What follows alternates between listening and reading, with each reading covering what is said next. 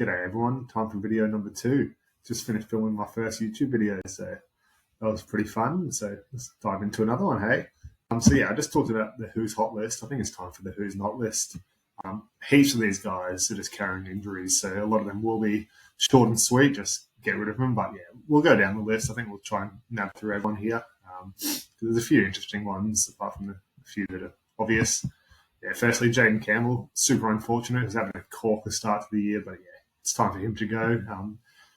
Syndesmosis, I think it's about 5 weeks minimum. So yeah, there's no point holding. He's one you want to grab back later in the year, but yeah, let's see you, mate. Pleasure owning you to the start of the season. And then Walshy, one who I traded in for Jaden Campbell last week on the brink of that news, but yeah, he's another one that's gone. He was looking like a great grab at 35. He lost about 15 points of value to start the year, but he's gone. Gonski's now, and just see you, Walshy. Maybe next year, hey. Jack Howarth, another one. Injury, wasn't doing much. I think he had a corker start to the year with 60 and then absolutely nothing since, and injury again. So yeah, no surprises. They're the top three. Hubner's more of an interesting one. He's obviously out this week with the concussion, but he was going great guns. Let's go to season 2025. Obviously he's got a 23, which is going to slow down his scoring, but apart from that, minutes were awesome. PPM, not too bad. He's pumping out 40s like no tomorrow, so he still has a bit of money to go. I have him personally, obviously. I'll be looking to keep him. Let's just say he scores a conservative 40. He's still got another 50k to make. He's one to loop this week. Obviously, there's going to be a few people out this week, so you do have other looping options, but I'd be looking to hold Hubner. Rapidos Pack has just had so many injuries here, so he's always got increased minutes. He's probably more looking like that 40-50, I think. Lately, he's been coming off after 15, 20 minutes or so, more 20, 25 actually, and then playing bigger minutes in the back half, in the second half. But yeah, I'd say he's probably going to play about 50 minutes, probably average around 40. So he's one to hold. If he somehow manages to go over the try line, he's going to pump up that scoring again. So yeah, I'd be looking to hold. I'm sure you have more serious stuff to be considering this week. But yeah, if he's your worst option, yeah, I'd be looking to trade him. But otherwise, easy hold for me. Sandon Smith, I got rid of him a couple of weeks ago. I think it was after the 46. He's just someone I need to trade out. His money making had slowed down a little bit. Obviously, a 34 and 33 after that. Kick meter's got a little bit of a boost with Savala coming into the team, but nothing crazy. If he's not scoring tries, which he's actually managed to do at a consistent rate this year, but he's usually about $5 on sports bet, so 1 in 5 to score a try is going to slow his scoring down a lot. And even if we give him a 40 each week, very generous, I'd say. Let's get that off. Yeah, even if we give him a 40, I don't think he's got too much more in him. Yeah, like 60k, but I don't think he's scoring 40s every week. Even if we drop that down to 35, you can see the money start to slow up real bad. So yeah, I'd be looking to get rid of him. Unless he got bulk injuries this week, I think he's pretty easy. He can go. Still got a little bit of money, but yeah, might be getting rid of him if you haven't already. Harry Grant, again, another injury. He's out for 4 or 5 weeks. It does suck because hookers are terrible this year, and he was one that was looking okay, priced at 48. He's obviously got Origin coming up as well, so he was never really a buy anytime soon. But I'd be looking to get id of him as well. Kartonga, really interesting one. Obviously, he had a terrible score last week of 16. Look at all the negatives. 2 penalties, 3 missed tackles. I think he had a few 6 again infringements as well.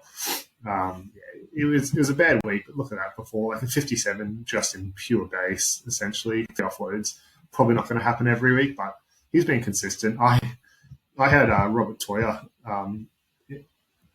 last week, I believe I had him as a loop option at 41 here, and I actually decided to play Kartonga over him, which didn't work out too well. But yeah, I stand by it. He's going to average 40 minimum in that edge role. He will have a few lower scores, but he's still got money to make. And in a tricky centre position, obviously, you're trying to get rid of Purdue over the next couple of weeks, probably, unless he has bigger scores. Rob Toy is almost done as well. I'd be looking to hold him. An edge playing in the centres is a gold mine. Like, he's obviously got a little bit of money to make. I'd be keeping him. It's a bit strange to see him on this list, actually. Obviously, he's been prominent on the Who's Hot list the last couple of weeks, and to see him down there is a bit of a surprise. But yeah, 2.4 is not massive amounts of sales, but probably too many for my liking. He's an easy hold for me. Obviously got the bye this week. Another great loop option.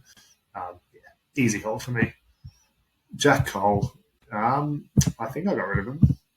He's not on my team anymore, is he? No, I think I got rid of him a couple of weeks ago as well. He was off the back of the concussion, I think. Break even of 16, but he does nothing without Cleary. Obviously, that 66 was awesome a week without Cleary, but apart from that, 29, 19, 36, 16, he's not doing much. He's got a bit of money to make. He's at a price where you can upgrade him if you go a Jackie Cole down and a Sam Smith up, maybe. Obviously, Savala's down there, so you can get another 200k from Cole or so, and enough to upgrade Sam Smith. So I'd be looking to get rid of him personally. Let's give him a conservative 35. A bit of money to make still, so you can hold him. This one's more of a 50-50. I'd personally be looking to go down to Savala with him if that 140k or so allows you to make a bigger upgrade elsewhere, but otherwise just hold him. No harm in either way up there. Iongi, no idea why he's on this list. Obviously, he's been up and down this year, but a 38 last week's not too bad, and he'll continue to improve with Moses. Obviously, the 2 tries and a 38 isn't what you want to see, but I think one of them was just an 8-point try, so didn't boost his score too much. Moses back will help him severely. He doesn't have a ton of money to make, but as a fullback, he makes decent meters, really strong meters actually, I think. 170 is really decent. Obviously, he gets a fair few tackle breaks. The missed tackle count is annoying. Somehow he got 0 last week, which is good. So hopefully trending upward there. I think it's just an easy hole with Moses back. If he scores another couple of tries soon, that scoring is going to, at that price, is just going to keep boosting up. So easy hole for me, unless he's your most pressing issue. But it seems like most people have a fair few issues this week. So I'd be holding him.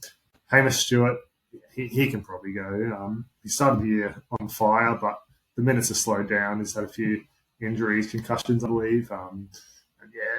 I think he's out this week as well. So I'd be looking to get rid of him. Obviously, Egan's taken up most of those minutes there. He's playing 80 these days. And Leilua on the bench is pumping out 50 or so. So, the minutes aren't there when he returns. And he's a decent price, same as Jackie Cole. Higher break even as well. So, he can go if you've got him. He's obviously only 7.5% owned. Then we've got Kalen Ponga. It's a tough one because with Walsh out, he's almost certainly going to play Origin now. Where he's looking more like 50-50 before that. He probably would have been picked on form anyway. He's just priced so low and such a high break even still. He can obviously wait a week. But honestly, he's looking like a buy soon. If he wasn't playing Origin, I'd probably look to grab him next week or so. Priced 10 points down in his last season. He's at a really sweet spot. And obviously, he had a few injuries last year as well. So he actually averaged 56 last year. So he's getting to that price point where you'd actually want to buy him, not sell him soon. But with Origin, he's probably just a wait and see. Even if he pumps out 50s, even with that high break even of 73, he's going to lose money this week. So obviously he wouldn't get him this week, but after next week, he's going to start making money. And it's just an awkward time with Origin. But he shouldn't be on the sell list. He should be on the buy list soon. So if you got him, just hold him. It sucks. It's just like having Reece Walsh at the start of the season. What can you do? You're stuck with them now. You don't want to sell them at their lowest point and then they start making money. If you want to get rid of him around 12 before Origin, that's fair enough. But if you got him, just hold on to him now. And if you don't have him, wait and see, I guess. If he does pump out a few big scores, you can look to grab him, but just an awkward time with Origin coming up. And then Jack Kozeski, the man, the myth, the legend. Started up trappy as always with a 43, including a try there. Look at that, 13 tackles, 100 metres gained, and 80 minutes on the edge. The base isn't there. If you had him, I don't know what you were doing. He does have that appeal about him, but he was never one on my radar, even though I knew he would be probably playing close to 80 to start the season. See you, Jackie. It's been a wild ride for everyone. He does this every year. I don't know how he keeps roping people in. Look at that. That is rubbish. Anywho, get him out. Jai Gray. Super unfortunate. When Latrell came back and he was still in the fullback position, I thought he's actually looking like a bit of a grab, but obviously it was going to be risky, so I left it alone. But now he's lost his spot. Probably the right thing for the team. I think Cody Walker's out for 4 weeks now or so. So that might move Latrell back to the halves, so he might keep his spot. But I wouldn't. Yeah, I'll probably look to get rid of him this week unless you do get word he is going to be playing. But they play 4th, so you'll probably find out. You might find out before the game tonight, actually. So if Jai Gray's back in the team, so wait and see with the final team list. You've got about 45 minutes or so before the first game starts, if you do have them. But if it's not this week, it's probably soon. You're getting rid of them, but just make sure you're checking those team lists tonight. There's 24-hour updates before the game.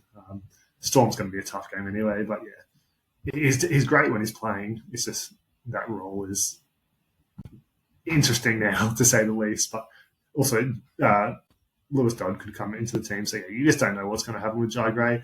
Just wait and see with those team lists, but he's one to go soon anyway. Then we got Corey Pace, another Bronco, a little bit trappy. He's on the bench now. Billy Walters looked fairly decent last week. Doesn't have his daddy to coach him anymore, but he looked pretty good and that early try, obviously. So Pace can go 33 break even, but just the minutes aren't there anymore. So pretty easy sell. Is at a nice price point where you can start to upgrade or even downgrade and get 270k or so. Not that much, 250. So easy sell. So a lot of these guys are easy sells on the list. And Adam Dewey, I know Fantasy Jamie was talking about getting him in last week when he was named in the halves, but I don't think he actually ended up doing it, thankfully, because, look at that. He played in the halves, did decent, obviously kept the goal kicking, which he had lost at points to Coruscant after some shocking performances. But, he's back in the centres now. He's going for the halves and with Lockie Galvin back. So, he doesn't have the data. He's obviously got that strong injury history. So, he can probably go. You might want to wait and see this week. See how if you got him last week, you probably don't want to trade him again in the next week. So give him another week. But I can certainly see the merit in trading him. There's one bloke I wanted to talk about here. He's not on the who's not. He's not on the who's hot list. But Jerome Hughes, he might be great for Origin. Obviously, he's missing the round 12 and 15, so it's a bit of a nightmare there. But look at this. He's priced at 44, averaging 35. He pumped out 60 last year, 51 the year before. Break even of 70, so he's going to lose money again. So he's not one this week, but I'd be looking to grab him potentially next week. You can probably go a week early this week. So the more accurate break even is 67. Let's say he scores 55. Look at that. He's losing money this week, but he's going to make so much in the weeks to come. So obviously people just look at the break even for this week, but there's so much more to it. You really want to be looking at where the player's priced at, and he's priced at 44. That's already an 11-point discount. Sure, he hasn't been great. He's had a few injuries here and there. I think he got injured in this one and was just rested at halftime after spanking the Warriors. So there is that concern, but they don't really look like blowing out teams at this point of the year. So I think he should be back to 80 most weeks. You can probably wait a week this week. I wouldn't be grabbing him with a 67 break even. Is definitely wait and see. But if he starts to pump out some 50s, I'd be looking to grab him around here or here, even with those shaky buys. But that's about it for this one. I'll probably pump out another video now. That's it. Cheers, fellas and ladies. Thank you.